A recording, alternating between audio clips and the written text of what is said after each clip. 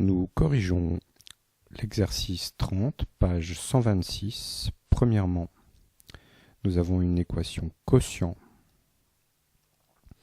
Le dénominateur, x-1, s'annule pour x égale 1. Nous allons donc résoudre pour x différent de 1. Un quotient est nul si et seulement si son numérateur est nul et son dénominateur non nul, mais ça sera le cas puisqu'on a x différent de 1. Donc 2x plus 4 égale 0. Si et seulement si 2x égale moins 4, si et seulement si x égale moins 2, on vérifie que moins 2 est bien différent de 1 qu'on a exclu au départ, et donc on a une seule solution pour notre équation, moins 2.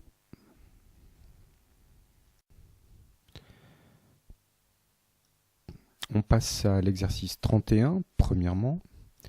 À nouveau une équation quotient que l'on va résoudre pour x différent de 0 pour que le dénominateur 5x ne s'annule pas. Un quotient est nul si et seulement si son numérateur est nul et son dénominateur non nul, ce qui sera le cas puisqu'on a pris x différent de 0. Donc cela revient à x au carré plus x moins 2 égale 0. Ici, il faut un petit peu d'astuce puisqu'il n'y a ni identité remarquable ni facteur commun. Mais avec un petit peu d'astuce, on remarque que x au carré plus x moins 2 est égal à x plus 2 facteur de x moins 1. En effet, si vous redéveloppez ce produit, vous trouvez ça. Ce produit est nul si et seulement si soit x plus 2 égale 0, soit x moins 1 égale 0. Donc soit x est égal à moins 2, soit x égale à 1. Les deux solutions de l'équation sont donc moins 2 et 1. Regardons le deuxièmement. À nouveau une équation quotient que l'on résout pour x différent de moins 1, qui est le nombre qui annule le dénominateur, x plus 1. Alors cette fois, dans le membre de droite, on a 3. Et pour résoudre cette équation, il faut donc se ramener à égal 0 en retranchant 3 de chaque côté. Ensuite, on met au même dénominateur en multipliant le 3 en haut et en bas par x plus 1. On a tout sur une seule fraction, et ce quotient est nul si et seulement si le numérateur est nul, et le dénominateur non nul, mais c'est le cas puisque x est différent de moins 1. Il ne reste plus qu'à développer ça. Moins x plus 4 moins 3x moins 3 égale 0. On réduit. Moins 4x plus 1 égale 0. Et donc on résout pour trouver x égale 1 quart ou 0,25.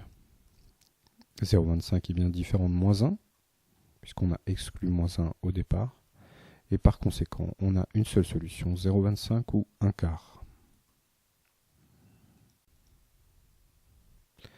Terminons avec l'exercice 32, page 126, quatrièmement.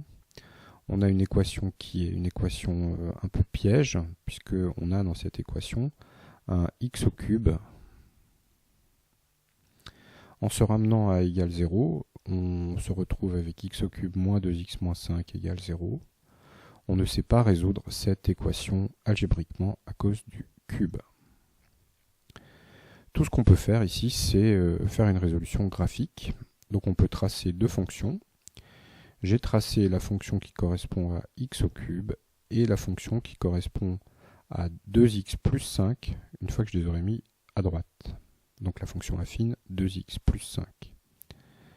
En traçant ces deux fonctions, en vert vous avez la fonction cube, et en rouge vous avez la droite d'équation y égale 2x plus 5.